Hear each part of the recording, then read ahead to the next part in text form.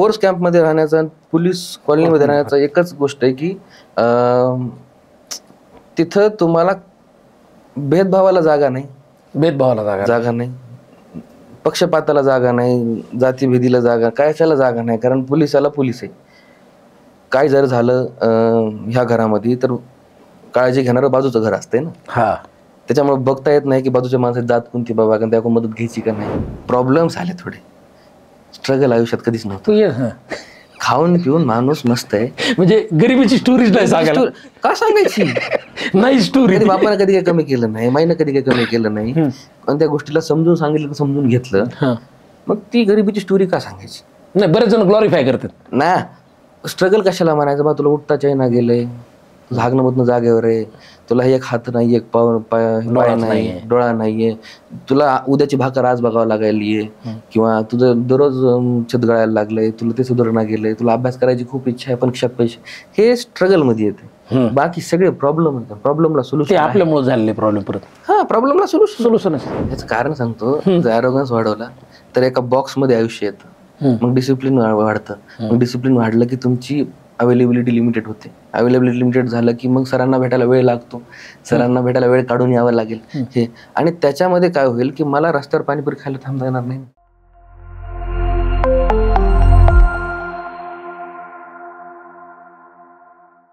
नमस्कार मित्रांनो, मी शरद तांदळे. आज आपण न्यू इरा पब्लिकेशन हाऊसच्या यूट्यूब चॅनलमध्ये एका महान हस्तीला भेटणार आहोत आणि त्याच्याशी गप्पा मारणार आहोत. माझं हे भाग्य म्हणता येईल की तो महान हस्ती माझ्या जिल्ह्यातला आहे, बीड जिल्ह्यातला. आणि आज तो पहिले महाराष्ट्रभर असं वाटायचं की महाराष्ट्रभर तो फेमस आहे, नंतर असं वाटायला लागलं तो नॅशनल लेवलला फेमस झाला आहे, आणि आतापर्यंत असं झालं की तो इंटरनॅशनल लेवलला पब्लिश तर झालाच आहे, पण फेमससुद्धा झाला आहे. तर आज एका आपण तरुण आणि भारतभर ज्यांनी स्वतःच्या कवितेची, स्वतःच्या प्रतिभेची छाप सोडली अशा अभि मुंडेला आपण भेटणार आहोत. तर अभि, तुझं न्यू इराच्या पॉडकास्टमध्ये खूप खूप स्वागत. धन्यवाद. एकाच शब्दात. नाही, मी तू काय करत होतो, मजा येत होती. महान बिहान म्हणली. महान म्हणण्यापेक्षा अभि मुंडेबद्दल सांगायचं झालं तर मी त्याला 5 वर्षापूर्वी भेटलो होतो आणि प्रतिभा लक्षात आलती, पण स्वतःमध्ये एवढा बदल करून एक मराठवाड्यातला, महाराष्ट्रातला ग्रामीण भागातला मुलगा हिंदीमध्ये कविता करतो. आणि कविता तर कुणी करेल, पण त्या भारतभर ऐकल्या जात आहेत, भारतभर त्याला प्रेम मिळतं आहे. ही फार कौतुकाची गोष्ट आहे. म्हणजे लोकांना मराठी कविता नीट जमणार, तू हिंदीत गेलास. तर मला हे तुझ्याबद्दल जाणून घ्यायचं आहे की अरे, अभि मुंडे नेमका शायर का सायको शायर, आणि शायरचा सायको शायर, आधी हिंदी कवी हा झाला कसा? म्हणजे अशा वातावरणातून तू आलास की जिथं शायरी, कविता हे काही विकल्या जात नाहीत आणि हे काही आयुष्याचा करिअरचा भाग होऊ शकत नाही, अशा परिसरातून आला. तर तुला असं कधी जाणवलं की तू कवी आहेस? शायर नाव हे पोरखेळात टाकलं होतं. शायर म्हणजे गजला लिहिणारा हे माहितच नव्हतं. आपल्याला वाटायचं शायर बी कवी, कवी बी कवी, नजमकार बी कवी, जे लिहिते ती कवी आणि लिहिते ते शायर, म्हणून ते शायर नाव लावलं. सायको नाव लावण्याचं कारण तर असंच थिलर आहे की बाबा जे लिहितोय ते येड्यागत लिहितोय. आणि वरून जेव्हा सांगितलं मित्र कंपनीमध्ये की बाबा मी लिहितोय, तर ते म्हणले येड्याच सायको झालं. तेच एक कारण आहे, दुसरं काही त्याच्या मागं फिलॉसॉफी नाही आहे, काही नाही आहे. आणि कविता मला वाटतंय एकदा शिकलो नाही कधी कविता. मी चित्रकार, मी लहानपणीपासून ते सगळे घरात जे सर्टिफिकेट आहे, जितके काय पारितोषिक आहेत, ते सगळे चित्रकलेचे. आणि मुळात तू चित्रकार? मुळात चित्रकार. आणि रांगोळीचे मी जळगावला असताना ऑर्डर घ्यायचो, तर 2 ऑर्डर 3 ऑर्डर घेतलेल्या आहेत अजून मी रांगोळीच्या. रांगोळीच्या ऑर्डर. मी 4थीपासून रांगोळी काढायचो. आणि स्वयंपाक आणि चित्रकला, स्वयंपाक आणि रांगोळी ह्या गोष्टी लोक आवडीनं करतात, मला जबरदस्ती आईनं करायला लावले, कारण घरात बहीण नाही. त्याच्यामुळे तिनं म्हणली की मी गुत्त घेतलंय का तुमचं, सकाळ रांगोळी बी काढा, प्रत्येक सणाला मीच रांगोळी काढा, स्वयंपाक बी करा, चहा बी करा. मग 4थीपासून स्वयंपाक, रांगोळी हे काढायचं. स्वयंपाक पण येतो? स्वयंपाक आईनं मारून शिकवलेलं की तुला जे आवडते किमान ते जर तुला बनवून खाता येत नाही तर तुझा जगून काय फायदा. हे आमचं पोलिसाची बायको म्हणजे विषय. म्हणून त्या 2 गोष्टी जबरदस्ती झाल्या. चित्रकला आवडायची आणि कवितेचा आपला काही संबंध नाही. कविता ऐकायला पण आवडत नव्हत्या. म्हणजे कवितेचा माझा 2nd इयर पर्यंत, इंजिनिअरिंग पर्यंत संबंध नव्हता. ते तर ते एक रूममेट भेटला, ह्याच्या अगोदर मी 2-3 ठिकाणी सांगितलं की ते एक रूममेट भेटला आणि तो असा की एकदम मुसलमान तो माणूस, म्हणजे त्याचं नाव काय? मोहम्मद युनुस. मोहम्मद युनुस. हा, मला मारणार आहे, 4 ठिकाणी त्याच नाव घेतो, माझी इतकी पब्लिसिटी नको करू बाई मी. तर ते असा माणूस आहे की ज्याला देवनागरी लिहिता येत नव्हती आणि तिथंच माझा पारा हल्ला होता पहिल्याच भेटीमध्ये. याला म्हणलं महाराष्ट्रातला देवनागरी लिहिता येत नाही. नंतर कळालं की ज्या एरियातून येतो किंवा ज्या शाळेत तो शिकलाय तर उर्दू सगळीकडे उर्दू. आणि मी मुंडे, तो मोहम्मद, मागपडी पेपरला बसायचे, एम हा. तर म्हणलं की पेपर आपल्याच काढणार आहे, मग ह्याच्यासोबतच राहायचंय आपल्याला, असं तसं बी, कारण एक रात्री शिकवायचा ते. आणि त्याला ते मुशायरे ऐकायचा नाद भयंकर. त्याच्याकडे तसल्या छोट्या छोट्या कॉमिक्स होत्या, जासूसी कॉमिक्स उर्दूमधल्या, तर ते वाचायचं, रात्रभर झोपायचं नाही, मुशायरे ऐकायचं आणि कंटिन्यू मुशायरे ऐकायचं ते. मग ते कितीही काही आपण इग्नोर केलं तरी काही ना काही आवडतंय ना, काही आणि तेव्हा कानाला छान वाटतं. कानाला छान वाटतं. मग त्यानं युट्यूबवर राहत इंदोरी लावला होता आणि मला काहीच माहित नाही गझलेचं, कविताचं, उर्दूचं संबंधी नाही. मला तर मजा वाटायची, व्हायला कसं लिहितं हे उलट तिथपर्यंत आपलं. आणि त्यानं ते मुशायरे लावले, मी ऐकले, 1-2 आवडले मला, म्हणलं परत लाव. त्याला कळालं की मला आवडायला लागले. इथपर्यंत फक्त कविता ऐकण्यापर्यंत आल्या. लिहिण्याचं मला अजूनही त्या गोष्टीचं गणित उलगडलेलं नाही आहे की मला लिहिता कसं येतंय, माझं लईमध्ये लिखाण कसं येते. त्याचं कारण कदाचित हे असू शकतंय की लहानपणीपासनं, म्हणजे आता माझी 1ली 2री जालन्याला, 3री 4थी, अर्धी 5वी हिंगोलीला, उरलेली 5वी खोलेश्वर म्हणून शाळा आहे आमची अंबाजोगाई तिथं, आणि तिथून योगेश्वरीमध्ये 12वी पर्यंत शिक्षण. तर हे असं असल्यामुळं एकतर गावापासून दूर, घरात मनोरंजनाचं साधन म्हणजे डेक, तो कॅसेटवाला डेक, आणि त्याच्यामध्ये वडिलांना कधीच पिक्चरचे गाणे नाही लावले. म्हणजे सिनेमाचे गाणे, 2 सिनेमाचे गाणे घरात होते आमच्या, मला आठवते, राज आणि राजा हिंदुस्तानी, ती बी त्यांच्या लग्नात वाजली होती म्हणून. त्याच्या व्यतिरिक्त नाही. वडील पोलीस ना? वडील पहिले फोर्समध्ये, SRPF. वडील SRPF पोलीसमध्ये बदली झाली नंतर, म्हणजे बदली झाली पोलीस. जवान रिटायर झाला की पोलीसमध्ये ट्रान्सफर होते, तर मग कॉन्स्टेबल इकडं. तर असं मग ते वडिलांना ते गाणेच असे ऐकलेत मी. म्हणजे भीमसेन जोशी, पंडित भीमसेन जोशी हे नाव लय लोकांच्या पण पाहण्यात नाहीयेत, किंवा दुर्दैव आहे की मराठी वारकरी संप्रदायाचे गाणे ऐकायचे, संप्रदायाचे गाणे, पूर्ण संप्रदायाचे. प्रल्हाद शिंदे, मुंगी उडाली आकाशी, हा, पण त्याच्यापेक्षा पण प्रल्हाद शिंदे, आपल्या लताबाई, अनुराधा पौडवाल, सुरेश वाडकर, अजित कडकडे आणि पंडितराव.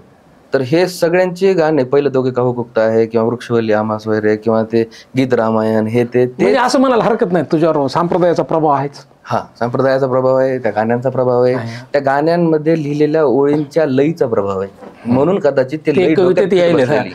हा, म्हणून लय कधी पाठ लवकर लहानपणापासून ऐकल्यामुळे तो सबकॉन्शियस माइंड मध्ये ते प्रभाव पडलेला आहे, एक साचा कळाला बसला. हा, आणि त्याचा वापर वाटलं नव्हतं की सेकंड इयरला होईल एवढ्या वर्षानंतर, तर तिथे झाला असेल असं वाटतं. आता तू चित्रकार, वडील पोलीस, मला माहिती पोलिसाच्या घरातलं वातावरण कसं असतं. पोलीस कॉलनीत राहिलं? पोलीस कॉलनीत माझी 5वी ते 10वी पोलीस कॉलनीत गेली. पोलीस कॉलनीतले काय वातावरण असते? टुकार असतील म्हणजे पोरं पोलीस कॉलनी, नाही काय भ्रम आहे? हा, पोलिसाचे घर, पोलिसाचा मुलगा, घर नीट करा पहिले, ते सांगतो. बाबा आदमचे घर अजून बी कौलू त्याच्यावर. तर जुने घर. माझ्या आयुष्यात बाथरूम मध्ये नळ कधी आलाय, मी जेव्हा 11वीत होतो, कारण बाहेरून पाणी भरून आतमध्ये नेणं अजूनही अंबाजोगाईमध्ये पोलीस कॉलनीत तीच अवस्था आहे. तर ते गोष्ट आहे, आणि ते म्हणणं सगळ्यात चुकीचं आहे की पोलिसाचे पोरग बिघडले. पोलीस कॉलनीचा आयुष्यावर प्रभाव पडतो नाही, पोलीस कॉलनीत राहिल्याचा फोर्समध्ये काय फरक पडतो असं वाटतं? फोर्स कॅम्पमध्ये राहण्याचा, पोलीस कॉलनीमध्ये राहण्याचा एकच गोष्ट आहे की तिथं तुम्हाला भेदभावाला जागा नाही, पक्षपाताला जागा नाही, जातीभेदीला जागा, कशाला जागा नाही. कारण पोलिसाला पोलीस आहे. काय जर झालं ह्या घरामध्ये तर काळजी घेणारं बाजूचं घर असते ना. हा, त्याच्यामुळे बघता येत नाही की बाजूच्या माणसाची जात कोणती, बाबा त्याकडून मदत घ्यायची का नाही. आणि वाटी सिस्टीम भाजीची, ते तर भाज्या एकमेकाला द्यायच्या, किंवा ते दरवाजावर पडदे असायचे, हक्कानं आपण कुणाच्या घरात एंट्री, तर कुणाच्या घरातून बाहेर, म्हणजे तारक मेहताचं गोकुलधाम ते काय. तर तसं ते वातावरण पोलीस क्वार्टरचं आहे. त्याच्यामुळं जे नंतर पोलीस क्वार्टरच्या बाहेर पडल्यानंतर मला दिसायला लागलं ना, ते अचानक ट्रान्झिशन होतं. कारण मी पहिले फोर्सच्या कॅम्पमध्ये राहिलेलो हिंगोलीला, SRP कॅम्पमध्ये. तिथं 6 महिन्यासाठी बाप जायचा बाहेर. आता तो जिवंत वापस येतो की कफनमध्ये वापस येतो कोणाच्या बापाला माहित आहे. मग त्या 6 महिन्यामध्ये त्याच्या बायकोची लेकराची काळजी कोण घेणार? बाकीचे फोर्सवाले जे सुट्टीवर घरी येत ते. मग आता तिथं बघ कसं बघायचं की तो शिंदे किंवा तो मोहसिने का तो मुंडे का कसं बघणार ना? तिथं जात बी तिथं पर्याय नाही. कारण बॉर्डरच्या आतमध्ये बसून तुम्हाला लई सोपं बोलणं. तिथं जेव्हा तिकडे पप्पांचं असं होतं की नक्षलवादी एरिया पूर्ण. वडील नक्षलाईट एरियामध्ये होते. हा, नक्षलाईट एरियामध्ये होते. ब्लॅक कमांडो होते काही. ब्लॅक कमांडो होते काही वेळासाठी. फोटो पण आहेत 85 ते कफन काळं बांधलेले, काळे पॅन्ट, काळा शर्ट हातामध्ये. ते आपले हिरो आहेत आता प्रत्येकाच्या आयुष्यातला हिरो. ती इमेज हिरोची इमेज आहे. ती इमेज आहे पप्पा. तर ते 6 महिन्यासाठी गडचिरोली, गोंदिया, चंद्रपूर, भंडारा त्याच्या बॉर्डर्सवर पप्पा तैनात असायचे. आणि ते पप्पा 94 पासून पप्पांची ड्युटी ते पार मी 6वीला येईपर्यंत पप्पा फोर्समध्ये. मग त्याच्यामुळे ती गोष्ट खूप ड्रास्टिक होतं की इकडून इकडे जम्प करायला अवघड आहे. आणि ते सगळ्यात मोठा भ्रम आहे की पोलीस कॉलनी हे आहे ते आहे. मी म्हणतो त्यात चूक पोलीस कॉलनीची नाहीये. काही काही पोलिसांची चूक आहे की त्यांच्या मुलांना ते सूट देतात की तो बाप पोलीस आहे. ती आम्हाला कधी भेटली नाही. वडील संप्रदायाचे असल्यामुळे आणि वडिलांचं होतं की जर मी काही बदमाशी केली आणि दुसऱ्या पोलिसाला पकडलं, मला ओळखीचे असायचे सगळे, आणि मग मी म्हणायचो पप्पाला फोन लावा. पप्पा म्हणायचे 2 अजून मारा. तुमचे 2 माझे 2. बाकीच्या पोलिसाला माहित होतं बदमाशी जर केली आहे ना तर 4 आपल्याला मारायला मुभा आहे. वडिलांना पोलीस असल्याचा फायदा कधी घेऊ दिला. तेच फरक आहे. जे तुकारपणा म्हणतो ना आपण, फायदा 80% असू शकतो. हे त्याच्या माणसावर डिपेंड आहे. ते माणसावर डिपेंड आहे. आणि मग पोलीस कॉलनीतून बाहेर आलं, बाहेर काय पाहिलं? म्हणजे तो असं म्हणला की पोलीस कॉलनीच्या आतमध्ये जात समजली नाही, धर्म समजला नाही. बाहेर आल्यावर काय बघितलं? बाहेर आल्यास फरक पडतोय ना. बाहेर आल्यानंतर जात समजते. प्रत्येक गावामध्ये जाती वाईज नगर आहेत. इलाकेत नगर. मग जिथं मी राहायला गेलो ते पर्टिक्युलर जातीचं एक नगर. मग ते आपापले टोळी करून धर्माच्या टोळ्या, कास्टच्या टोळ्या, धर्माच्या टोळ्या, हे प्रत्येक गावाचं गणित आहे. आणि मग तिथं आल्यानंतर मला कळले काही असं व्यस्त का म्हणलं. मग तिथं त्या शेजाऱ्यांची विचारसरणी एक, मग त्या गटाची दुसऱ्या गटाची विचारसरणी वेगळी, मग यशीला यश. आणि तो कॉन्फ्लिक्टचा मुद्दा वाटला मला. बाहेर अंधाधुंद का कवितेत जे आलाय अंधाधुंदच ना तो कार्यक्रमाचा हे आहे नाव. त्याच्यात तू 1-2 कविता म्हणतोस. मग त्याचं काय रिफ्लेक्शन तिथून आलंय काय? सगळ्याच कवितांचा जितका विद्रोह करण्याचा प्रयत्न केला ट्रान्झिस्ट मधून आलंय ते. त्या ट्रान्झिस्ट मधून आले ते. वडिलांना कधी कळालं की यार तू कविता करतोय, हिंदी कविता करतोय? आणि कळायला काय? कारण की तू इंजिनिअरिंगला ऍडमिशन घेतलंयस आणि त्यावेळेस कळतंय की तू एखाद्या सॉफ्टवेअर कंपनीत, एखाद्या मॅन्युफॅक्चरिंग कंपनीत पाहिजेस, आणि अचानक तू म्हणतो की मी कविता करतो. काय होतं वडिलांची पहिली रिॲक्शन काय? एकतर मी स्टेज करत होतो हे पप्पांना जेव्हा कळालं, त्यांचं म्हणणं होतं की काय करायचं कर, फक्त विषय बॅक नाही लागला पाहिजे. म्हणजे तू इंजिनिअरिंग मध्ये चालू केलं? इंजिनिअरिंग सुरू केलं ना. कविता इंजिनिअरिंग मध्ये चालू केलं? नाही, अँकरिंग करणं इंजिनिअरिंग सुरू केलं. मग कॉमेडीचे थोडे करायचो. मग पहिले मराठी कॉमेडियन होतो. व्हिडिओ पण चांगले चाललेले आहेत. पण ते मग म्हणलं दोन्ही दगडावर पाय नको ठेवायला. एक आपला जे स्ट्रॉंग पक्ष आहे त्याला निवडा. आणि मग मी कवितेमध्ये फुल टाइम आलो. पण तोपर्यंत मी स्टेजवरचा माझा कॉन्फिडन्स वाढवला कॉमेडी करून. ते अँकरिंग करायची पण इन्फॉर्मल अँकरिंग, एकटा जाऊन स्टेजवर काय ते बरळायचं. तर ते वडिलांना कळालं फोटो टाकल्यानंतर इकडे तिकडे फेसबुकला हे ते म्हटले काय करायचे कर, विषय बॅक नाही लागला पाहिजे, कारण परत फीस भरायची आपली हिंमत ताकद नाही. तुला एकदा चान्स दिला. आणि ते चान्स पण दिला असा की मला JEEचा माझा स्कोर 7 हा. CETचा माझा स्कोर 200 पैकी 63. तर मी लेडीज सीट मधून लागलोय गव्हर्नमेंट कॉलेजला. तिथं सगळे हुशार लेकर, जळगाव ऑटोनॉमस, गव्हर्नमेंट ऑटोनॉमस जळगावला. आणि मी पूर्ण कॉलेजच्या ह्याच्यामध्ये खालचे आम्ही 3, मी सगळ्यात खाली महेशा, पुन्हा नाम्यान, पुन्हा मी, खालून 3रा आहे मी त्या कॉलेजमध्ये. आणि त्याच्यामध्ये मग पप्पा म्हणले की जायचंय का नाही आताच ठरव, कारण तिथं घोड्याच्या रेसमध्ये गाढव पडणार आहे. ते गाढव तू आहेस, तू याच्यानं आता सांग विषय निघणार आहे, तुला अभ्यास जमणार आहे, तू पूर्ण 10वी झाल्यानंतर अभ्यासाला सोडून दिलेले, पूर्ण अभ्यास करायचा नाही म्हणून ठरवलेलं. तर त्यामुळं तुझा अभ्यासात अजून पकड आहे का नाही आताच ठरव, नाहीतर मी तुला पाठवत नाही, इथं कुठेतरी काहीतरी करू. पण मला घराच्या बाहेर पडायचं होतं म्हणून मी म्हटलं करतो असं झालेलं. आणि मग जळगावला गेला इंजिनिअरिंग कॉलेजला. इंजिनिअरिंग कॉलेजचं वातावरण, मी पण इंजिनिअरिंग केली, वातावरण असं असतं की चांगला जॉब, पॅकेज, गेट करायचे, CET करायची आणि IITला ॲडमिशन घ्यायचे. आणि त्या सगळ्या चक्करमध्ये तू इकडे कुठं घुसला शायरीत, म्हणजे हे कसं काय आलं? कारण ते येत नव्हतं ना. ते ते येतच नव्हतं. तर आणि तो डिग्री ते येत नव्हतं कधी कळालं? पहिल्या दिवशी फार फास्ट कळालं. हा पहिल्या दिवशी काय मला 6 महिने लागले होते. नाही, माझं पहिले 6 महिने मी लय अभ्यास केला ना भीतीनं. पहिले 6 महिने ऑल क्लिअर आणि दुसरं सेमिस्टर ऑल बॅक. फक्त एक विषय निघाला एन्व्हायरमेंटल सायन्स. तर मला तेव्हा कळालं की आपल्याला दुसऱ्या सेमिस्टरलाच मेकॅनिक्स असते ना. मेकॅनिक्स घाण शब्द. ग्राफिक्स जमते का चित्र जमते. ग्राफिक्स काढून घेतलं पहिले कारण आधी चित्रकारावर पुन्हा मेकॅनिक्स पकडे अप्लाइड मेकॅनिक्स म्हणजे मग ते इंजिनिअरिंग मधला किळसवाना विषय. मग ते निघलं ना, म्हणजे शेवटपर्यंत झालं की एकदम कट्टूकटवर आलतो. की मेकॅनिक्स निघलं तर सेकंड इयरला जाणार नाही. हे गणित सुरू होतं. आता आधीच कळालंय की आपल्याला आपलं तिथं हात बसणार नाहीये. मग सगळं सोडून कुणावर दिलं, मागं नागपुरे पुढे मोहम्मद, तर दोघांवर दिलं सोडून की तुम्ही मला काढायचं पेपर, आपले तुम्ही काढायचे. तसे पेपर तिथून निघाले. आणि मी जेव्हा डिग्री सोडली, डिग्री झाली, सगळं झालं, म्हणलं आता आयटीचे कोर्स सगळे करायला आपण बी करायला पाहिजे. सगळे नॉर्मल पहिले पळते. मग ते जो लँग्वेजचं पेपर तुम्ही बघितलं, एक तास काहीतरी गेलं मी, त्या स्क्रीनवर मुंग्या दिसायला लागल्या. ते कोड म्हणजे काय आहेत आपल्याला त्या कम्प्युटर आधीच भीती.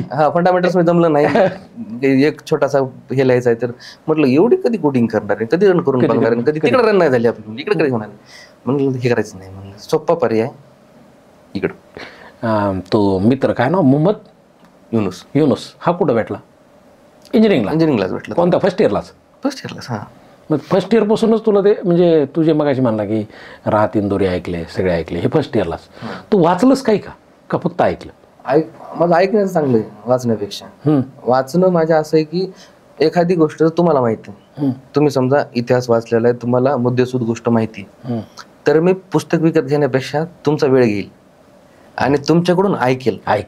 ते ऐकण्यानं मला लवकर ग्रास्पिंग होते, वाचण्यानं खूप कमी होते. वाचण्यासाठी मी एकदम विचलित मनाचा माणूस, एकाग्र होणं लय अवघड आहे, म्हणून मी ऐकण्यावर जास्त भर ठेवलेलं आजपर्यंत. पण दिल्लीला गेला होता गालिबच्या घरी, दुकानात गेला होतास ना? कोणतं गालिब नाही, फकीरचंदच्या त्यांच्या घरी गेलता ना, ते दुकानात गेलता. तिथून तो पुस्तक घेतले तू? ते पुस्तक आवडीचे होते ना. 1-2 पुस्तक घेतले होते की आपल्याला कळणार नाहीत माहिती, फैज अहमद फैज कळणार नाही, गालिब कळणार नाही, तर ते पुस्तकं नव्हती, ते डिकोड करण्यासाठी लँग्वेज होती. कोणते घेतले होते? दिवाने गालिब घेतला होता, फैज अहमद फैज घेतला होता, पुन्हा अजून गालिब गुलजार घेतला. हे सगळे वाचले. मला गुलजार आणि जावेद वाचायला कधीच त्रास नाही झाला. का बरं? ती आपली भाषा वाटते, ती माणसं वाटतं. आपल्याला जे म्हणायचंय ना, माणूस म्हणलं असं वाटतं. त्यामुळे खूप रेअर रायटर्स आहेत की जे आपले वाटतात. त्यामुळे हे 2 नावं माझ्यासाठी कधी पण तिथं आहेत की गुलजार आणि जावेद अख्तर. हात लावायला जरी भेटला तरी आपलं काम. हात लावायला काय, ते तुझ्यासोबत गप्पांच्या सुद्धा पितील, जेवण पण करतील, इथपर्यंत तुझी प्रतिभा आहे. मला एक सांग, मग डिग्री केली, डिग्री करून मराठवाड्यातले, उत्तर महाराष्ट्रातले, विदर्भातले मॅक्झिमम लोक पुण्याकडे पळतील. तू कुठं पळाला होता? तू पण पुण्यालाच पळाला? चालू, कारण मला तेव्हा अक्षय निर्वळ, मी सुद्धा पुण्यातच, सगळे पुण्यात सगळे पुण्यात पळतात. अक्षय म्हणला की अक्षय कोण? अक्षय निर्वळ, कॉमेडियन, आपले मराठी कॉमेडियन, की अक्षयमुळे पुण्यात टिकला. राहायला थारा. अक्षय थँक्यू. राहायला थारा जागेवर 2 माणसं, अपूर्व अक्षय, अपूर्व राजपूत कवी ना. तर ते राहायला, कारण आपल्याकडे तितके पैसे नसायचे की हॉटेल करून राहा आणि ओपन माईकला बी यायचे. मग ते पहिल्यांदा तिथे ओळख झाली तिघांची. आमच्या चॅनल होतं तिथं, मी ओपन माईकला गेलो होतो, कविता सादर केल्या, लोकांना आवडल्या, तिथं ओळख झाली आमची. आणि तिथून ह्याच्याकडे गेलो, काय म्हणतात त्याला, अक्षयकडे राहायला जाणं हे ते. तर पुण्यात जेव्हा पहिल्यांदा आलो, मग मी घरी गेल्यानंतर, कोरोना आला, घरी गेलो. घरी गेल्यानंतर अक्षय म्हणला की माझ्या कंपनी जॉबला ये, माझं NTC झालंय, तुझं इन्स्ट्रुमेंटेशन झालंय, मला 18,000 वगैरे, तुला 12,000 देते. मग 12,000 पगारीसाठी मला पहिले वाटलं की जॉब म्हणजे जॉब आहे. मी आपला फॉर्मल्स हे ते घालून गेलो, एकदम टाईट रिझ्यूम दिला. मग कळालं शटर मध्ये जॉब आहे. आणि तिथं एक केबिन आहे फक्त, त्याच्या हातात रिझ्यूम दिला, असं बघितलं, असं टाकलं. मग IT वाले परवडले म्हणलं तुमच्यापेक्षा, असं बोललं डायरेक्ट ते माणूस पहिल्या दिवशी. त्या म्हणजे बॉसचा सगळ्याचा राग मला कोणाचा असं, त्या बॉसचा लयच दलिंदर माणूस.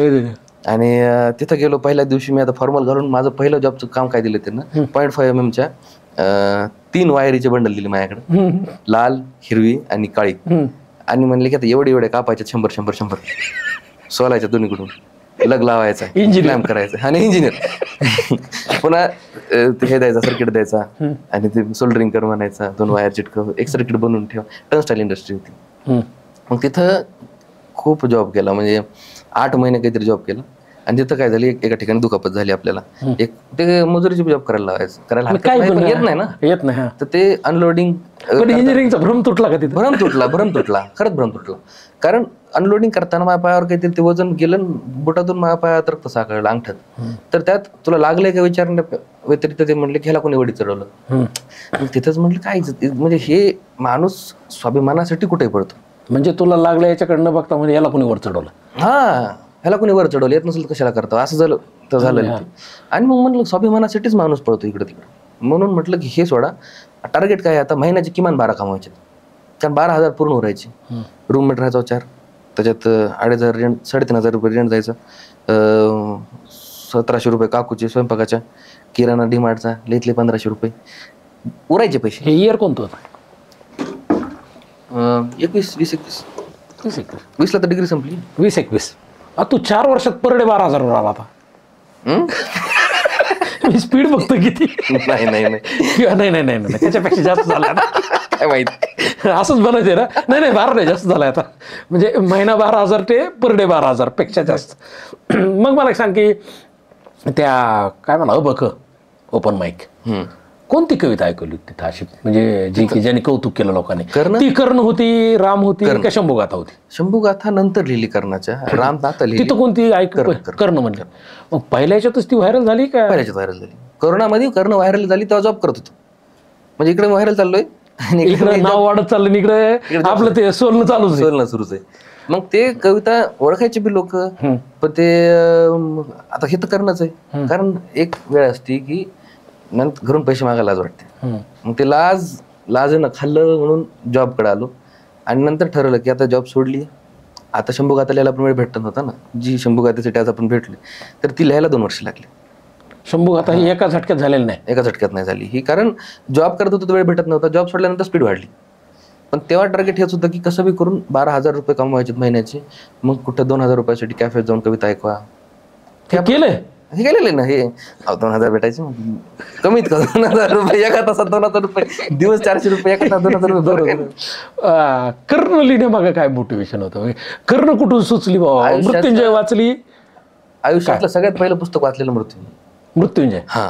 आणि त्याच्यामुळं छोट्या छोट्या नजमा लिहायचो थोड्या अशाच. आपलं पुरींना आवडत्या, युथला आवडत्या, इम्प्रेशन वाल्या, अँकरिंग मध्ये वापरतात, तोपर्यंत तितकं लिहायचो. जेव्हा मृत्युंजय वाचलं, म्हणलं याला हे लिहून बघू. आयुष्यातलं पहिलं दीर्घ काव्य तेव्हा कहाणी करणं की म्हणून छोटस, ते 3-4 मिनिटाचं, तर ते पहिल्यांदा लिहिलं होतं. आणि 2-3 तासातच रात्री 2 वाजता बसलो, 4 ला उठलो, ते तेव्हाच लिहून काढलं. कर्ण मला खूप आवडलेलं. तुम्ही बघितलं नसलं, जे कोणी ऐकतंय पॉडकास्ट त्यांनी नक्की करण्याचं यूट्यूबवर सर्च करून ऐका आणि फील करा त्याला. म्हणजे फील होतं ते फील. मला एक सांग, मग कर्ण लिहिलं, कर्ण भयंकर पॉप्युलर झालं, त्यावेळेस जॉब करत होता. मग जॉब क्विट करायचं आलं, असा एखादा अनुभव आहे का की अरे सर मी तुमचा लय फॅन आहे आणि मन म्हणताय अरे मी इकडे जॉब करतोय, असं कधी झालं का? लय होतं झालेलं तेव्हा की असं एक नाही का मनातल्या मनात नेऊन गंड? फॅन बी अजून बी नाही म्हणत, फॅन नाही म्हणतात ते, चाहते म्हणता येईल की दादा म्हणतात, हा डायरेक्ट कधी अभि. तर ते लोक ओळखायचे, तुझी कविता ऐकली बरं. आणि मला एक गोष्टीचा आनंद आहे की कधीच माझ्याकडे फोटो काढायला येणारे लोक कमी आहेत, बोलायला येणारे लोक जास्त थांबून त्यांना बोलायलाच आवडतं. म्हणून आपण बोलतो तुझ्याशी. आणि तसे लोक भेटायचे. पण मी जॉब करायचो, कुणी रस्त्यांचं लचत ओळखायचं, बरं वाटायचं. तीच गोष्ट मोटिवेट करत करत आणली त्यांनी की ओळखीचा ना पळकीचा कुठला माणूस माहित नाही. आणि तो माझी कविता ऐकायला लागला, ओळखायला लागला, तर बदल. मला पण ते अपूर्व राजपूतने सांगितलं होतं, अरे ते अभि मोंडेले खतरनाक कवी आहे. मी म्हणलं मला भेटायचं यार, ते मला ते कर्ण, आपली पहिली भेट. आणि मी म्हणलं यार अभिला मला भेटायचं. मग आता कर्ण हिट झाली, जॉब सोडला, मग शंभूगाथा का लिहावी वाटली? कारण कर्णाचं प्रतिबिंब महाराजांमध्ये. मला वाटतं शिवाजी सावंतांच्या डोक्यात पण हेच काहीतरी आलं असणार आहे की कलियुगातला ज्याच्यासोबत भयंकर अन्याय झाला आहे, ज्याच्या चरित्रावर दाग टाकण्यात आले, ज्या माणसाला बदनाम करण्याचा प्रयत्न केला, ज्याचं प्रभुत्व, ज्याचं कौशल्य, ज्याचं काय म्हणतो आपण तेज, ते इतकं होतं की लोकांचे डोळे दिपायले म्हणून डोळे झाकले त्यांना आणि पुन्हा म्हटले की आम्हाला ते दिसलंच नाही. हा. ते सूर्याकडे बघितल्यासारखा विषय आहे ना, की आमची ताकद नाही तुझ्याकडे बघायची तर मग सूर्यच नाही म्हणायचं. हे नाकारण्यासारखं होतंय. तर ती गोष्ट मलाच काय प्रत्येकाला वाटते. आणि ती एक गोष्ट ड्राईव्ह करत होती त्या गोष्टीकडे, की लिहून बघू ना, काय हरकत. आज ना उद्या ना परवा ना तेरवा कधी ना कधी ह्याचं काहीतरी सोनं होईन झालं. पण उशीर लागला पण झालं. खंत हीच पण चांगल्या गोष्टी करायला वेळ द्यावा लागतो ना, इन्स्टंट नाही होत काय. नाही बिलकुल. खंत एकच होती की जेव्हा शंभूगाथा लिहिली, दोन्ही पार्ट लिहिले, तेव्हा मी महाराष्ट्र दौरा करण्याचा प्रयत्न केला होता. सगळं प्लॅन केलाय, सगळं केलंय आणि कशी तरी करून पैसे जमा केलेले. आणि पहिलाच कार्यक्रम ठेवून म्हणलं संभाजीनगरमध्ये, छत्रपती संभाजीनगरला कार्यक्रम ठेवून म्हणलं. एका महिन्याचं प्रमोशन केलं, कॅमेऱ्याची टीम नेली, तिकीट मी 200 रुपयाचे तिकीट ठेवलं, सभागृह बुक केलं, पुस्तकं जुनीवाले जे एडिशन होते ते छापलं, सगळं करून इतकं प्रमोशन करून पण सिद्धार्थला आपल्या किताबाला फोन असे आले की त्याच्यापेक्षा आम्ही पिक्चर बघायला जातो ना म्हणे, 200 रुपये देऊन इकडे कार्यक्रमाला यायचे. तर आता 400 रुपयाला वेटिंग आहे. विषय तो नाही, विषय दुःख हेच आहे की मी तुमच्यासाठीच लिहिली. पहिले महाराष्ट्र गाजणार, नंतर बाहेर जाऊन गाजणार. पण उलट झालं, महाराष्ट्रात शंभूगाथेला इतकं प्रेम नाही भेटलं. मी स्पष्ट म्हणतो, हिंदीत खूप भेटलं. मी IIT खरगपूरला जेव्हा पहिल्यांदा IIT ला कार्यक्रम करायला गेलो, तिथं शंभूगाथेची फरमाईश आली. इव्हन पब्लिक मधून UK ला गेलो. UK ला गेल्यानंतर कार्यक्रम पूर्ण संपला. डब्लिन, गॉल्वे, बेलफास्ट, लंडन, बर्मिंगम, मँचेस्टरला नाही आली. फक्त ह्या 5 शहरांमध्ये शंभूगाथेची आवर्जून फरमाईश आली पब्लिक मधून. की सर काय फिलिंग होतं. मी तिथं बरं, त्यात मला वाटलं की मराठी लोक जास्त असतील.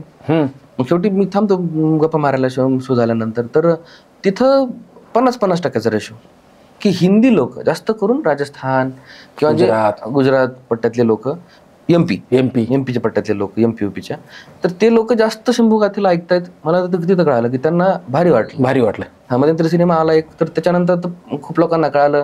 ते त्याच्यावर बोलूच आपण. मला एक सांगा, आता मग शंभूगाथा झाली, कर्ण झाला, राम का लय आवडला. तुझा राम तर बंडखोर आहे, तुझा राम लय खतरनाक, धमके आले राम धमके आला. तर राम लिहिण्यामागं काय मोटिवेशन होतं त्याचं? राम लिहिण्यामागं मी शोमध्ये एक किस्सा सांगतोय की हे जे राम आहे, आता माझे आजोबा वारले जेव्हा मी हेच ओपन माईक करत होतो, पण मी एक मनगडन एक किस्सा बनवला मुद्दा म्हणून की आजोबा वारले म्हणजे काय. त्यांना सांगितलेला एक राम होता मला, आणि जे आज दिसतोय तो राम. मी शो मध्ये म्हणतो की मला या 2 रामांमध्ये मला कन्फ्युजन होतं की आजोबांना सांगितलेला हा राम आहे आणि हा राम जो आहे तो आज दिसतोय तो राम आहे. मी दोन्ही राम घेऊन आजोबाकडे गेलो. आता तिथे हयातीत नाही येत, पण काय हरकत. मी आजोबांकडे गेलो, असं लोकांना सांगतो. आजोबांकडे गेलो, म्हटलं की आजोबा ह्यातलं तुम्ही सांगितलेलं हे होय, किंवा आजकाल दिसायला लागलं. मी कन्फ्यूज आहे की दोघांमध्ये तफावत आहे. तर आजोबा मला म्हटले की हा बाजूला ठेव जो माझा आहे, पहिले सांग हे काय. हे राम आणि कृष्णाचं फ्युजन कुणी केलंय म्हणजे, क्रोधित आणि लीलाधर आणि असं एकदम झेंड्यावर बिंड्यावर आक्रमक राम कधी. राम सरळ आहे, शिस्तल आहे, शांत आहे, शालीन, पवित्र आहे, शालीन, चरित्रवान आणि मर्यादित. हे सगळे रामाचे गुणच. थोडं त्याच्या डोक्यात राग नाहीये. राग आला तर मग डायरेक्ट रावण मारला. पण तो नाही, पण मारल्यावर पण मारल्यावर पण म्हणला की दुःख झालं. तो लक्ष्मण म्हणल्यावर लय ज्ञानी मारला, नुकसान झालं. म्हणजे असा विचार, शत्रूला सुद्धा प्रेम करणार. तुम्ही तर रावण लिहिलं, तुम्हाला मला माहिती. ते राम मला जास्त इफेक्ट झालाय तुझा, कारण मलाच लय जणांनी ती लिंक पाठवली. आणि मला एकानं अडवून म्हणलं होतं की सर रावण म्हणलं नाही, राम मी रावण ते तर ती एक गोष्ट होती. मग आजोबांना ह्याच्या अगोदर ही गोष्ट वडिलांनीही सांगितलेली, मी आजोबांच्या तोंडातून ऐकली होती ही गोष्ट, की त्यांचं म्हणणं होतं घराच्या आत, चौकटीच्या आतमध्ये राम ठेवा, चौकटीच्या बाहेर कृष्णाला राहू दे.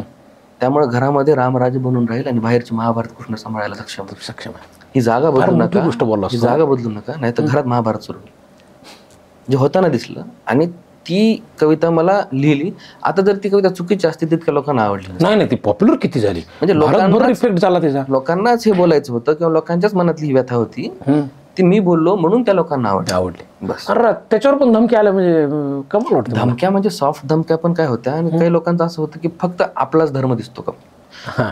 मी म्हणतो की माझा धर्म मला, म्हणजे मी ज्या धर्माचा आहे मला हक्क आहे ना, मलाच हक्क आहे. मी दुसऱ्याच्या धर्माबद्दल बोलण्यापेक्षा त्या धर्माच्या माणसाला सांगेल की तुझा धर्म नीट कर.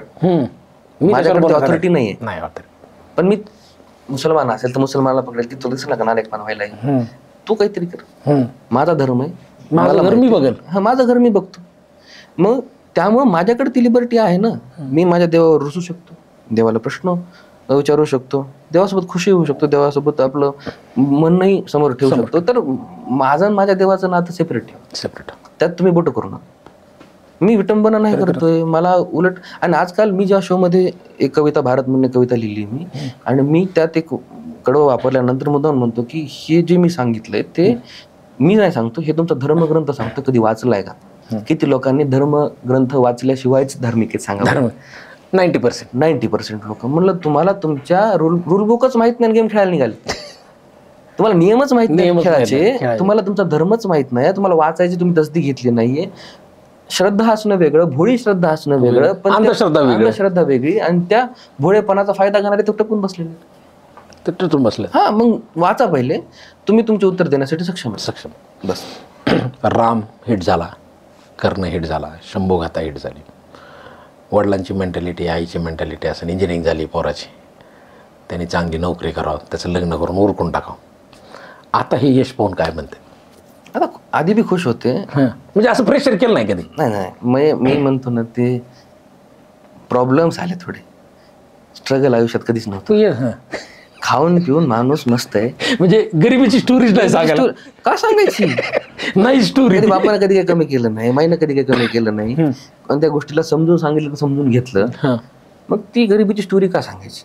नाही, बरेच जण ग्लोरिफाय करतात ना. स्ट्रगल कशाला म्हणायचं? बा तुला उठता चायना गेलंय, झागणं मधनं जागेवर आहे, तुला एक हात नाही, एक पाय नाही, डोळा नाहीये, तुला उद्याची भाकर आज बघावं लागायलीये, किंवा तुझं दररोज छत गळायला लागलंय, तुला ते सुधारणा गेलंय, तुला अभ्यास करायची खूप इच्छा आहे पण खिशात पैसे. हे स्ट्रगल मध्ये येते. बाकी सगळे प्रॉब्लेमला सोल्युशन आपल्यामुळे झालेले प्रॉब्लेम परत. हा, प्रॉब्लेमला सोल्युशन प्रॉब्लेम आले छोटे छोटे, त्याला आपण बाबा करून सांगण्यात काही अर्थ नाही, कारण सगळ्याला हिस्ट्री माहिती आहे. आज ना उद्या पुन्हा कोणी सांगेन की अरे असं काही नव्हतं. त्यापेक्षा काय खोटं कशाला सांगायचं? वडिलांना कधी काही कमी केलं नाही, सपोर्ट भयंकर केलं, दाखवलेला आहे. हा, पटवून दे म्हणायचे, म्हणून जे करायचे ते पटवून दे. मला दाखव, मला तोंडी नको सांगू, तू नको सांगू, मला दुसऱ्या कोणतरी सांगू दे, तर तुझ्या व्हिडिओतून दिसू दे किंवा काहीतरी दिसू दे. म्हणून मला आजपर्यंत ते प्रमोशन करायची कधी हिंमत झाली तशा प्रकारची की जे वडिलांना आवडणार नाही, आईला आवडणार नाही, किंवा तशा प्रकारचं काम करण्याचं, तशा प्रकारचे असतात ना इकडं तिकडं पब्लिसिटीसाठी काही जे छोटे मोठे कार्यक्रम टीव्हीवर इकडे तिकडे येतात, त्यात जाण्याची इच्छा न होण्याचं कारण की पप्पाला आवडायचं नाही, यायला आवडायचं नाही, ह्यात काही असं काही स्वाभिमानाचं कामच नाही की जे करावं. म्हणून जोपर्यंत त्यांना आवडणारी गोष्ट मी करतोय, त्यांना ज्या गोष्टीचा अभिमान वाटेल ती गोष्ट करतोय ना, मग तोपर्यंत त्यांना कधी त्रास दिला कधीच नाही. मला एक सांगा, आम्ही एवढं नाव मिळालंय, भारतभर नाव मिळालंय, आता तू लंडनला जाऊन आलास, मी तर लंडनवर विचारणार आहे तुला, पण अजून एवढं नाही भेटलं. पण नाही, बस सांगतो तर रे, हा ना, तुला वाटते तसं. मराठीत एवढं नाव, मराठी एका माणसाला, परत मी मराठा म्हणलं की लोक प्रादेशिक म्हणतील, पण हे एक खूप जणांचं ड्रीम आहे.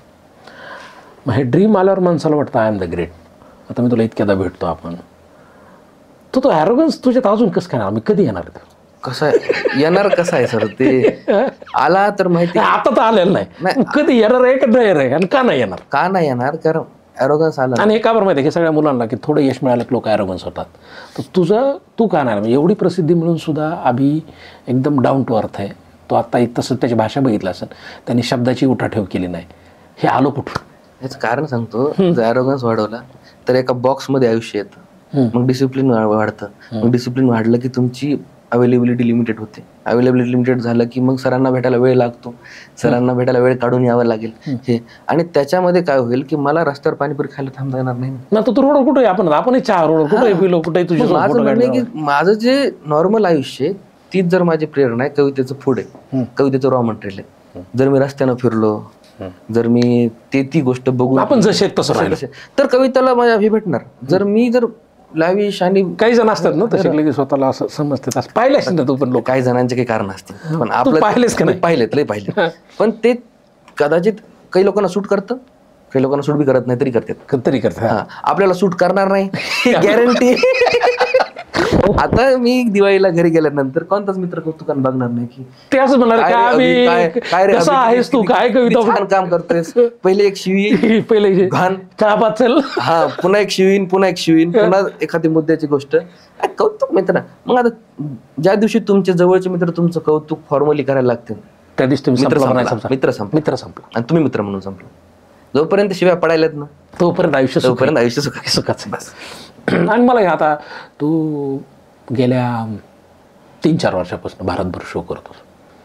कुठला असा शो तुझ्या लक्षात आहे की यार बस ये देखता आता? शो भारतातला सांग, लंडनचा नको सांगू, भारतातला. भारतातला म्हणजे असं जे झालं का अरे यार मी म्हणे ये कहा आ गए हम. हे मी सगळं सगळं श्रेय पुण्याला देतो. हां, एकमेव शहर आहे ज्यानं सांभाळलं. एकमेव शहर आहे ज्यानं चुका सपाटून घेतल्या. शोमध्ये काही गहाणपणा केला किंवा शोमध्ये चांगला सेट नाही गेला किंवा कविता फंबल झाली, विसरून गेलो, पुण्यानं सांभाळलं आणि नंतर मुंबईनं सांभाळलं. तर पुण्यानं जितकं सांभाळलंय तर सगळ्यात चांगले शो, सगळ्यात तुला चांगला लक्षात आता मागवळून पाहिलं की लक्षात असलेला शो आणि लक्षात असलेला इन्सिडेंट ऐकायचा. मी म्हणतो पुण्यातला प्रत्येक शो तसं बघायला गेलं ना, पुण्यातला प्रत्येक शो की लक्षात आता मग महाराष्ट्राच्या बाहेरचं सांग. महाराष्ट्राच्या बाहेरचा लक्षात राहिलेला शो आत्ताचे शो लय झालेत म्हणून त्याला आठवायला वेळ लागायला. कुंभला एक शो केला होता, तो लक्षात राहिलेला. हा, महाकुंभला एक शो केला, तो एक लक्षात आहे. दुसरं जितके शो मी बँगलोरला करतो ते एक शो असे म्हणजे बँगलोरची पब्लिक आहे दिलदार. अरे खूप दिलदार. म्हणजे पूर्ण भारतातली पब्लिक मध्ये बी लय फरक हा, असते. तेच लोक आशे बसते तर आणि टाळ्या वाजवत नाही. त्याचा अर्थ असं नाही की तो ॲरोगंट आहे, त्याला टाळ्या वाजवून माझा फ्लो नाही डिस्टर्ब करायचा आहे किंवा त्याचा फ्लो नाही डिस्टर्ब करायचा. सुभालक्ष्मी होती, मी असं ऐकलं की टाळ्या वाजवल्या ती उठून जायची, तिला आवडत नव्हत्या टाळ्या. तसंही पब्लिक आहे. तशी पब्लिक आहे. कारण मी बघितलं की पूर्ण शो माझा पिन ड्रॉप सायलेन्स मध्ये झालाय. बडोद्याचा रिसेंटली शो झाला, पिन ड्रॉप सायलेन्स मध्ये शो झाला. मला घाम फुटला. याला आवडलंय की नाही आवडलं की नाही आवडलंय, फक्त एक छोटस स्मित हास्य तोंडावर. आणि नंतर जेव्हा शो संपायचा तेव्हा डायरेक्ट स्टँडिंग ओवेशन. हा, हे असं खूपदा झालेलं. ते खरे रसिक म्हणायचे, ते खरे रसिक म्हणायचे. हे पण जे एन्जॉय करतात ते पण मला त्याला तर वाटतं की अशी एका शोला आपण म्हणू शकत नाही की हे लय आवडला, हे कमी आवडला. कारण प्रत्येक शो मधला आवडलेला असं नाही. पहिला असं की अरे यार ये था असं कधी झालं? असं एक शंभू गाथेचा शो झाला होता पुण्यामध्ये 14 मेला महाराजांच्या जयंतीला. आणि बालगंधर्व केलं बुक आणि तिकीट गेले 120. काय करा आणि पुस्तक छापलेले हे ते 1200ची कॅपॅसिटी, 1200 तिकीट 1200, 120 गेले. त्या दिवशी काय चमत्कार भवानीनं केला माहित नाही. ऑन दी स्पॉट 350 ते 450 तिकीट गेले त्या दुपार ते संध्याकाळच्या दरम्यान. आणि रांग आपल्या बालगंधर्वच्या तिकिटाच्या खिडकीपासून ते पार गेटपर्यंत गेली होती. तर तिथपर्यंत आणि मी ते फुटेज बघितले, मला मध्ये येऊन दाखवले आणि म्हणलं हे कसं शक्य. आणि ते जे 100 लोकांमध्ये करायचं होतं तो कुठेतरी 500-600 कडे गेला ना, जितकं आपल्याला अपेक्षित नव्हतं. तितके लोक आले, भयंकर शंभूगाथा वाजली, ती इतकी जास्त वाजली की माझे पारणे फिटले. कारण तो शो मी रागच शेवटचा म्हणून डिक्लेअर केला होता की आता बस लोकच येणार कशाला. शंभूगाथेलाच लोक येणार. कवितांचा कार्यक्रम ठेवला लोक येतात, नॉर्मल कार्यक्रम ठेवला लोक येतात. शंभूगाथेच्या कार्यक्रमाला तिकीट काढून लोक येत नाहीत. एक तर कवी म्हणलं की तिकीट काढून यायलाच जीवावर येते. त्यांना वाटतं ह्यांचा कुठं धंदा आहे. टाइमपास शोचं जाऊ दे. शंभूगाथा हे पुस्तक आलं, 6 दिवसात ॲडिशन संपल्याला आली. म्हणजे पुस्तक सुद्धा एवढं, म्हणजे तुझ्या तोंडातून ऐकणं आणि पुस्तक सुद्धा जाणं, म्हणजे हे मला फार कौतुक वाटतं. आता भारतभर शो केले, IITला केला, काय DPOला केला, सगळीकडे झाला. म्हणजे असं सांगायला नाही की आता सगळीकडेच झाले. मराठी माणूस असं म्हणतात, मराठी कवी, मराठी लेखक, म्हणजे मी सुद्धा मराठी लेखक, महाराष्ट्राच्या बाहेर जायला आपण घाबरतो. म्हणजे माझं पुस्तक मी हिंदीमध्ये आणणं, कन्नडमध्ये आणणं, किंवा भीती वाटते एक वेगळ्या राज्याची. तुला अशी भीती न वाटतं, तू आता डायरेक्ट भारताचा झालास, नॅशनल लेवलचा. पण परत भारताच्या बाहेर मग जागतिक लेवलला जायचं. म्हणजे नाही का आपण म्हणतो गावानंतर जिल्हा, मराठवाडा, महाराष्ट्रानंतर देश, आणि देशानंतर काय येतं तर इंटरनॅशनल. काय अनुभव होता पहिला इंटरनॅशनल दौरा? आणि एक विशेष बरं का, म्हणजे मला असं वाटतं मराठीतला तू पाहिला असेल की ज्याचा इंटरनॅशनल पहिला नसेल ते नाही, आमच्यासाठी पाहिलाच असतो.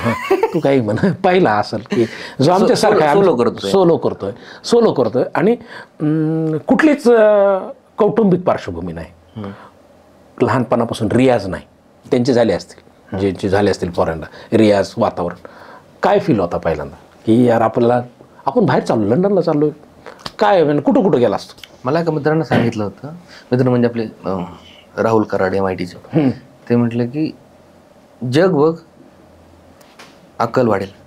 जग बघ अक्कल वाढेल. अक्कल वाढेल. कारण डबक्यात पोहायचंय की झऱ्यात का नदीत का समुद्रात, तर हेच ट्रान्झिशन आहे की डबकं म्हणजे आपली लोकॅलिटी, झरा म्हणजे थोडं बाहेर, नदी म्हणजे अजून बाहेर, समुद्र म्हणजे इंटरनॅशनल.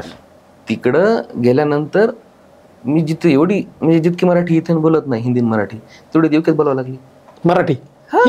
ऑर्गनायझर्स मराठी, त्यांच्यासोबत राहिलो, खाणं पिणं पण त्यांच्यासोबतच होतं.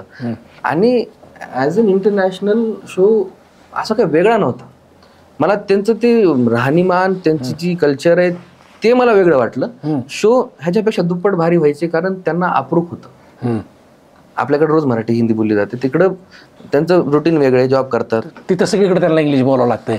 मराठी म्हणजे त्याला मजा वाटली, भाषा बोलतोय आपली. हा, तर त्यामुळं अप्रूप जास्त वाटतं, टाळ्यांची क्वांटिटी जास्त होते, शिट्ट्यांची क्वांटिटी जास्त होते, आणि थोडंफार काही बोललं तरी ते उत्साही जास्त असतात. तर ते झालेलं माझ्यासोबत. एक तर शो माझा मँचेस्टरचा मला वर्गात करावा लागला. किती शो झाले आतापर्यंत इंटरनॅशनल? किती केलेस तू आता? हे 6 शहरं झाले. 6 शहरं झाले. कोणते कोणते? 2 कंट्री, 6 शहर.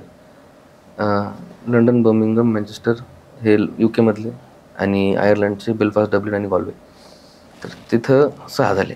तर ते 6ला 6 मध्ये जाणवलंच नाही की मी महाराष्ट्राच्याच बाहेर शो करायला किंवा भारताच्या बाहेर करायला. सगळी पब्लिक, आपली पब्लिक भयंकर प्रेमळ पब्लिक. माझ्या एका लंडनच्या शोला तर आपली परभणीच्या एक मॅडम होत्या, माझ्यासाठी पाटोडीची भाजी, फोडणीचं वरण, भात, शिरा, सगळं घेऊन आलं, चपात्या डबा आणला. मॅडमला म्हणलं मी बाहेर नाही राहत, म्हणलं आता टीमला खाऊ घालतो, म्हणलं हे घरी नाही गेलेले दिवसापासून. म्हणजे इतकं सोपं. अगोदर कौतुक होतं, अगोदर अप्रूप होतं. आता जाणं म्हणजे 25,000ची 20,000ची फ्लाईट बुक करा, थेट जा, विजा अप्लाय करा. आता तेवढं सोपं झालंय. मला एक गोष्टीचं वाईट हेच वाटते की न्यू फेम आणि न्यू मनी हे लईच easy to access. Old fame आणि ओल्ड मनी जे होतं, ते राजेश खन्नाच्या कारची आणि ते जुन्या घड्याळी म्हणा, आणि जुने आर्किटेक्चर्स म्हणा, जुने ऑथर्स म्हणा, जुने रायटर्स म्हणा, त्यांचा एक माज, एक ऑरा तोरा म्हणा. आजकाल दर दुसरा माणूस फेमस आहे रस्त्यानं. आता कोणी सांगू शकत नाही मी कन्सिस्टंट मीच आहे असं कोणी म्हणू नाही शकत. इथून पुढे 15 वर्षांनी म्हणतो ना की त्या माणसासोबत फोटो काढायला लोक येतील जे माणूस फेमस नाही. परत मला आवडलंय वाक्य. 15 वर्षांनंतर सगळे इन्फ्लुएन्सर असणार, सगळे क्रिएटर, सगळ्याचे फोटो असणार, सगळे फेमस असणार. आता माणूस शोधा कुणाचा फोटोच निघलेला आहे. असा माणूस शोध ना की 300 फॉलोअर आहेत आणि आपल्या आयुष्यात सुखी आहे, तर तो सेलिब्रिटी असणार की ज्याला घेण देण नाही, जो आपलं काम करतो, शांतपणे घरी येतो, आपलं चहा पितो, आपली बिअर घसकी पितो, झोपी जातो. तसा माणूस रेअर ब्रीड असणार आणि त्याच्यासोबत लोक फोटो काढायला इन्फ्लुएन्सरचे रांग लागणार. कारण इतकं सहज फेम भेटायला लागलं, इतकं सहज. त्या फेमला किंमत नाही, इझी मनी आहे. अगोदर प्रमोशन्स आणि ब्रँड्स नव्हतं, अगोदर नव्हतं हे सगळं. अगोदर 20-30 वर्षात स्पीड वाढली आहे. त्यामुळं पैसा पण लोकांना खूप सहज प्रकारे मिळतोय. त्या पैशाची किंमत कमी झाली आहे, त्या फेमची किंमत कमी झाली, आणि ते अँटिकनेस जो आहे, रॉनेस, जो रेट्रो, जो विंटेज हे पाहिजे. आता गाड्या बघा ना, सगळ्या गाड्या सारख्या दिसायला लागल्या. म्हणजे उदाहरण तेच आहे, अगोदरच्या प्रत्येक आर्किटेक्चरला, घराला हे सगळं चौकून. म्हणून त्या गोष्टीचं एक वाईट वाटतं की आता हे जर मी 20 वर्ष अगोदर UKला गेलो असतो तर कदाचित जास्त मजा आली असती, कदाचित ब्रिटिश कल्चर बघता आलं असतं. दुर्दैवाने ब्रिटिश कल्चर नावाचा प्रकार बघायला भेटला नाही, कारण ब्रिटिशर्स सगळेच बाहेर शिफ्ट झाल्यासारखे वाटले मला. दर दुसरा चेहरा पुण्यात पण थोडंफार ते ब्रिटिश कल्चर कुठल्या एखाद्या एरियात गेलं तर दिसते, म्हणजे सर्व सुरू झालं, नॉर्मल झालंय. तिकडे बी त्याचं, इकडे भारत फिरताना तर काहीच वाटत नाही की पुण्यातूनच आहे. इथं बर्गर, तिथं बर्गर. दर दुसरा रोड मला ह्याचा वाटायला लागला, आपला पुणे मुंबईचा रोड वाटायला लागला. कारण तेच ब्रँड, तसाच दिसणारा फ्लायओव्हर, तसेच बॅनर, तसेच राजकारणाचे थोपाडं, तसेच सगळं तिथं तसंच आहे ना. फ्लेक्सच्या मागं फ्लेक्सच्या मागं शहर लपलं. असं शहर सगळेच भारतात काय झालं, भारतात सगळे शहरांची सुंदरता ही फ्लेक्सच्या मागं लपून गेली, गेल्या फ्लेक्स. त्यामुळं आता काय कौतुक नाही राहिलं. कर्ण झाला, राम झाला, शंभूगाथा झाल्या. आता शंभूगाथा हे पुस्तक मला वाटतं की भारतभर सगळ्यात जास्त विकणारं आणि सगळ्यात जास्त आवडलं जाणारं कवितेतलं पुस्तक असेल. याच्यानंतर काय? डोक्यात असणार आहे, मला माहिती आहे डोक्यात असणार आहे, काहीतरी नवीन काहीतरी लिहिणार आहे, काहीतरी लिहून ठेवलं असेल. काय आहे? 2 टॉपिक आहेत तिथे रिव्हील नाही रिव्हील नाही, पण आहे का डोक्यात? 2-3 टॉपिक आहेत अजून. मग एखादा कर की रिव्हील, काय त्याला 3 आहेत ना आपल्याकडे. की काय डोक्यात असं? अरे आता मी ते बळी येत म्हणून किती दिवसात रिव्हील केलं, काय आता होईनाच. तसं काय असलं डोक्यात तर सांग. ते सांगितलं की होत नाही म्हणून मी तसं आहे बरं का, तसं आहे, मला झालंय तसं. म्हणून त्या टॉपिकला मी अजून हात नाही लावत. जे अजून 3 व्यक्तिमत्व आहेत की ज्यांच्यावर इच्छा आहे लिहायची, तर ते आता लवकरच रिव्हील करेल मी, ते काय. आणि दुसरं जो पुढचा शो आहे अंधाधुन, तर तो शो असणार आहे पूर्ण एक 18+ शो. आता काय नाव शोचं? अंधाधुंद. हा, तर त्या शो मध्येच तेच म्हणलं पोलीस कॉलनी तिथूनच आलंय. हा, ते तो रॉ शो आहे, 18+ शो आहे. आपल्याकडे हिपोक्रसी अशी आहे भारतामध्ये की एकामेकासमोर शिव्या देऊ शकतात आणि एकदम खालच्या स्तराला जाऊन तुम्ही बोलू शकता, पण तेच जर कॅमेऱ्यासमोर आणि माईक समोर बोललं तर तुम्हाला त्रास आहे की तू असं कसं काय बोलू शकतो. संस्कार कुठे गेले? संस्कार इथं नाहीत का? मग ऑफलाईन संस्कार नाही तुमचे, फक्त ऑनलाईन संस्कार आहेत का? मग म्हणजे ऑफलाईन भाषा आहे ना ॲज इट इज शो मध्ये. घ्या कोण खतरनाक जाईल ते. तर घ्या कोण लक्षात घ्यायचं असं. 295 लाग ना. वडिलांनी सांगितले माझ्या व्यतिरिक्त कोणाला भेल असतो, बाप पोलीस आहे तर मी तुला मारीन.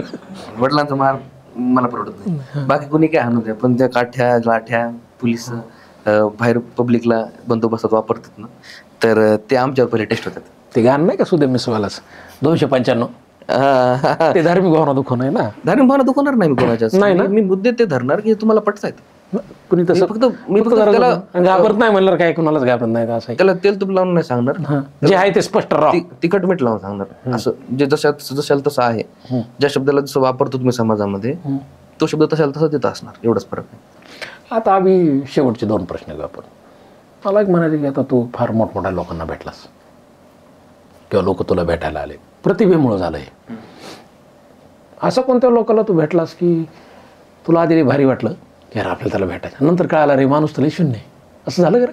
असं असतात का नकली लोक? नाही, शून्य म्हणण्यापेक्षा दांभिक लोक आहेत असं जाणवलं का? एला भेटायला जातो आणि ते एच बी निघून जाते, तर ते झालेलं आहे 2-3 वेळेस. त्यानंतर मी खूप टाळलं. तशाला तू रोखलं कसं स्वतःला? जी छबी आहे ती छबी तशीच ठेवण्यासाठी मग नका भेटू, नंतर भेटायचं नाही. हा, खूप रेअर माणसं आहेत की जे ॲज इट इज भेटली. आणि त्यात मी आवर्जून नावं घेतो की जसे माणसं पहिल्यांदा जसे आहेत तसे आहेत. त्यातलं सगळ्यात पहिलं नाव ज्या माणसांना सगळ्यात पहिले कौतुकाची थाप पाठीवर टाकली ते म्हणजे आपले रेगे ठाकरे आणि रानबाजारचे डायरेक्टर अभिजित पानसे सर. जशास तसं व्यक्तिमत्व, जशास तसा माणूस, म्हणजे समोर तसाच मागे तसाच, कुठे गेला तरी तसाच. म्हणजे आजही फोन लावू द्या, फोन उचलला नाही तर परत फोन करणार दादा. आणि मी फोन याच्यासाठीच लावतो, कधी कधी गप्पाच मारण्यासाठी, कारण एक पॉझिटिव्ह एनर्जी फेकतात ते. एक अभिजित पानसे की त्यांचा मी ऋणी मानता येईल की एक रेकग्निशन आणि एक मला सांगणं. कारण मला एक कौतुक होतं की एवढं सगळं करायलं, लिहायलं, हे करायलं, ते करायलं, अजूनही इंडस्ट्रीतून कौतुकाची थाप का नाही आली ना? थांब, तू पिक्चर मध्ये आहे का? ते तर पुढचा प्रश्न तोच होता. हा, पिक्चर तर नंतर भेटला, पण करणं लिहिला, हे सगळं करतोय, राम करतोय. अभिजित सर म्हणले सगळे बघतायत म्हणे तुझं काम, एवढं लक्षात ठेव. आणि त्यानंतर त्या माणसाने ते सर होते, ते म्हटले की तू आता माझा बारका भाऊ आहेस. इव्हन सिंगमच्या वेळेस बी ते म्हटले होते की अभिनंदन, मी पहिले तुला आणणार होतो कुठेतरी रायटर म्हणून सिनेमामध्ये, ते रोहित शेट्टींनी केलं, तरी तुला अभिनंदन. त्यामुळे कोणती गोष्ट झाली की दादांना सांगणं, एक ते. दुसरी म्हणजे जितेंद्र जोशी, ॲज इट, तो हार्डकोर रसिक, मला वाटतं हार्डकोर रसिक हार्डकोर कवी, ॲज इट इज माणूस. आणि आताही दादांना फोन लावायचा, आताही म्हणजे 2.5 तास फोन कुठेच नाही गेला. ते एकदा सुरू झालं, कारण काही नवीन लिहिलंय का हे विचारलं की काहीतरी. मी म्हणतो ना, मी भयंकर सुंदर कवी म्हणतो जितेंद्र जोशींना. आणि अभिजित सरांचं वाचन, अभिजित सरांचं कवितेची समज, हे दोघांना मी म्हणतो ना की कविता ऐकवण्यासाठी किंवा ऐकण्यासाठी जी लोक आहेत ना, हे 2 लोक जर समोर असले ना, मला काही नको. नागराज मंजुळे काय म्हणले होते? जितेंद्र जोशींनी कौतुक केलं, समजायचं तो कवी चांगला आहे. मी नागराज सरांना नाही भेटलो, पण जितेंद्र जोशींनी कौतुक केलं म्हणजे एक गाव म्हणून एक मराठी कविता जेव्हा ती रिलीज केली, दादांचा म्हणजे जितेंद्र दादा पहिला फोन, अभ्या काय असं एकदम कौतुक. आणि तिथून पुढे 1.5 तास फोन. मी ते 2 माणसं आहेत की ज्यांच्यामुळे मला कळलं की नाही जशाच तसे पण लोक आहेत. आणि तिसरं माणूस मी म्हणेल खूप कमी वेळासाठी संबंध आला किंवा 2-3 4-5 दिवसासाठी, तर ते म्हणजे सिंघमच्या सेटवर रोहित शेट्टी. मला ते विचारायचा प्रश्न, तुला पिक्चर कसा मिळाला सिंघम? रोहित आणि सरांनी हा त्या पिक्चरमध्ये तू आला सिंघम म्हणाय रोहित शेट्टी, तर हे कसं झालं? हे कशी सुरुवात कुठून झाली याची? रोहित सरांनी राम गेल्या म्हणजे जेव्हा रिलीज झाला मूवी जेव्हा रिलीज झाला त्याच वर्षी फेब्रुवारीमध्ये रामची एक रील पाहिली आणि म्हणले की आपला सूत्रधार तर मिळेल. रील सेव्ह केली. सेव्ह करणं गोष्ट वेगळी, पण तीच रील सेव्ह केलेली रिकॉल करून ऑगस्टमध्ये फोन आला की याला बोलवा. तर मला पहिले आणि क्षितिज पटवर्धन एक नाव भयंकर राहिलं नाव, कारण त्यांनी जे दिलासा दिला त्या पूर्ण त्या सेटवर टोबॅको फॅक्टरीला, त्या की मी आहे क्षितिज पटवर्धन, तोही भयंकर सुंदर कवी, भयंकर सुंदर रायटर, हे 3 माणसं. तर त्या सेटवर जेव्हा मी पहिल्यांदा भेटायला जेव्हा गेलो, माणूस जशाल तसा, म्हणजे रोहित शेट्टी माणूस जशाच तसा माणूस, जसे आपण पाहतो तसेच एक. आणि दुसरं आवडलं काय की त्या सेटवर मी थोडासा नर्वस होतो, कारण तो आयुष्यात कधी मराठी सिनेमाचा संबंध नाही आला, डायरेक्ट बॉलिवूडचा क्लॅप येतो. डायरेक्ट रोहित शेट्टी. सरांना कळलं की मी नर्वस आहे, मुद्दाम बाजूला बसवायचे. सूत्रधार असं म्हणून काहीतरी क्या खायगा, समोसा, कचोरी, भजे, क्या खाणे. आणि त्यांची डायटिशियन यायची की सर नको सर, अरे माझ्यासोबत मुद्दाम म्हणून थोडंसं चिल करणं. मग रायटिंग रूमच्या बाहेर गेले की परत रोहित शेट्टी, परत वॉकीटॉकी हातामध्ये. तर ते खूप चाललं. माझं फेक मेकअप 2 वेळेस चढवलं सरांना, का तर हा नर्वस झाला, ह्याला मेकअप थोपून ठेवा फक्त आणि सांगा की तुझा सीन आहे का घंट्यात, आणि सीन आलाच नाही. मग तिसऱ्यांदा सरांना डबल मेकअप चढवलं. सर म्हटले सर यावेळेस पक्का. सर म्हणले 2 बार देखो मेकअप इसलिए चढाया की तो कम्फर्टेबल हो जाए मेकअप के साथ. आणि तिसऱ्यांदा मग मेकअप चढवलं.